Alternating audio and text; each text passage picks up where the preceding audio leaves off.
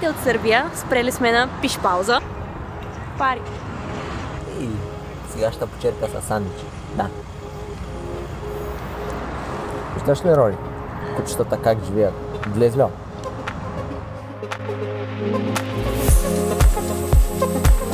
Малко куче.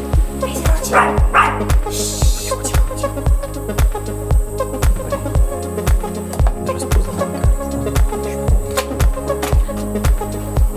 Рочи, отваряй му. Чакай, това е 3-2-0, бе. 2-2, да. Как е? Най-после пристигна, пристигна ли? Къде ще спим? Екшън. Ще направим един кратък стричинг тук. Защото 1000 км с 1000 км наистина имаме нужда така малко да се поразтегнем. Определено има нужда. Утре сутрин мисля да станем да закусим, да побягам на една от тези пътеки тук отзад. Около 1 час и след това да пътуваме. За следващата дестинация. Следващата ни спирка е в Верона. Ели много се вълнува.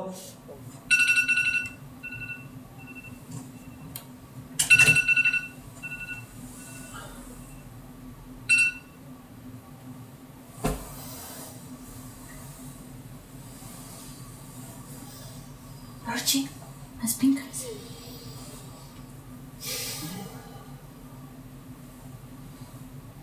Колко готов ли си да експлорваме света?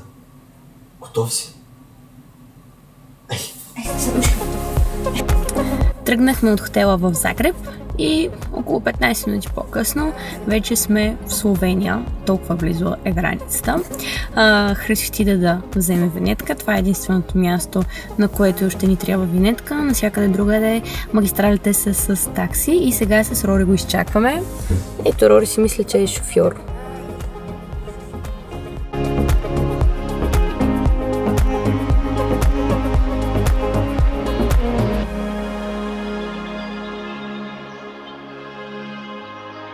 Накрая сме в Верона.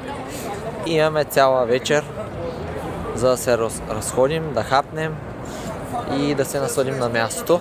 Единствено трябва да си купя шапка, защото не можах да намеря моята в багажа. Който няма качулка, си търси шапка. Да, не е особено топло. Ти какво ще кажеш, топло ли? Ако имаш коса, е окей. Дълго. Аз нямам.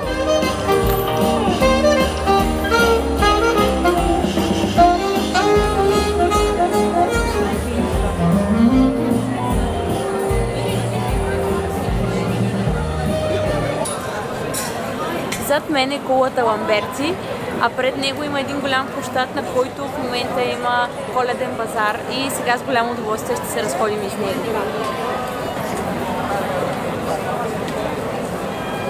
На студени ръце, греяно вино. Аз не пия такива неща. И е вкусно, освен това. Ама пак мога да го поддържа. Между другото му се случва винаги в Италия, като дойдем да има стомашните проблеми. Но мястото е готино. Изглежда вкусно, още не сме опитали. Надявам се да е такова. Или е доволна, на топло сме, навън е доста студено.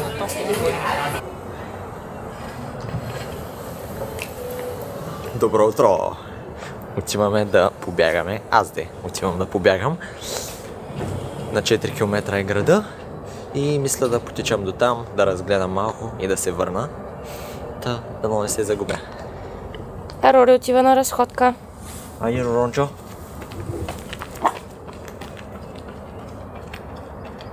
Много красиво място по нашия път. Езерото Гарда. В далечината се виждат Алпите.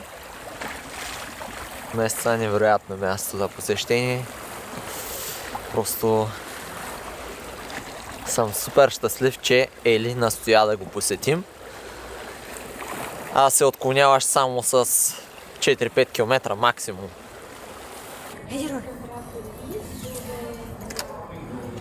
Господин Рори отива да пие кафе. Най-хубавото тук е че пускат кучета абсолютно навсякъде. Водиш си ги, магазини, заведения, въобще няма никакви проблеми. Роди си харесва масичка. Сядаме си.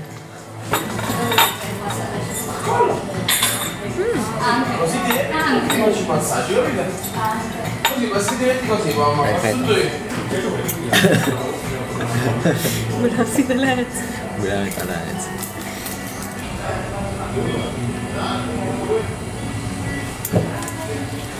И днес ни очакват още около 600 км в Франция. С голяма почивка по средата, тъй като ще отидем при моите Леля Свято и Братовчетка.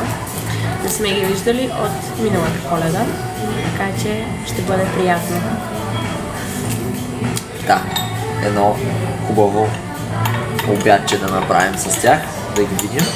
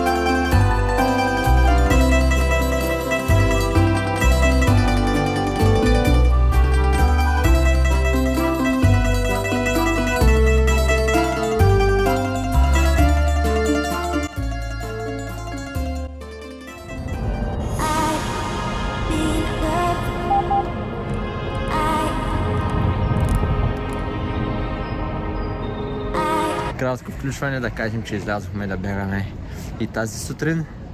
Обикаляме Френския град. Намираме се в май, не знам, казахме ли? Aix de Provence. Нещо от този род. Но готино е, всички отиват на работа, училище, университет. Интересното, което забелязахме тук е, че децата не влизат по-рано в училището.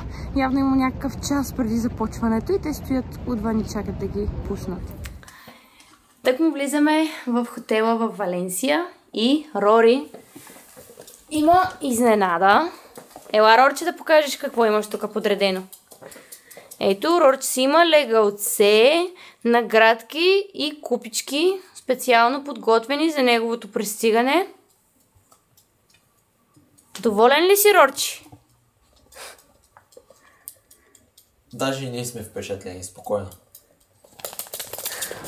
Много готин завършек на последния ден от пътуването, преди да пристигнем.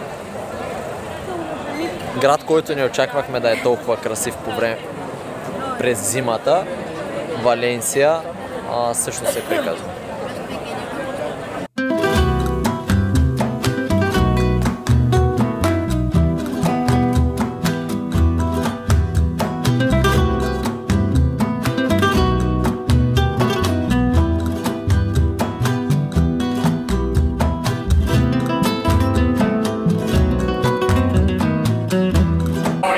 На едно много шумно място сме, защото испанците са грамогласни по принцип.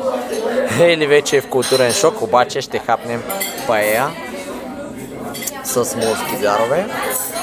Пием бира, спазваме традицията. По принцип не пием бира, за пореден път казвам, но като пътуваме с Ели, винаги на вечеря пиваме по една бира в някое специално местенце, което си харесаме.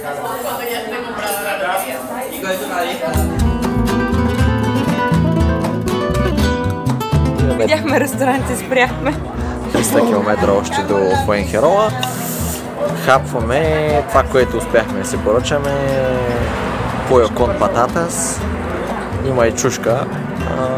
Абе, добре, ще хапваме. така че и по едно кафенце успяхме да си поръчаме. Не знаят пък английски, но пък ние се опитваме да учим испански. Движение. Добре, че има преводач. Ето е крайната дестинация. Остават ни броени минути, докато стигнем.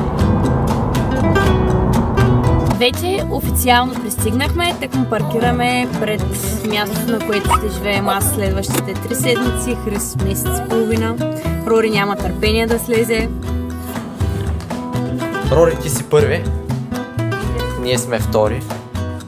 Оп. Оп. Врата, кухня, хол. Имаме комплимент, вино. Браво, благодарим. 3770 км по-късно от Габрово до Фуенхирола. Доста изморени, доста изтощени. Трябва да изперем всичко почти.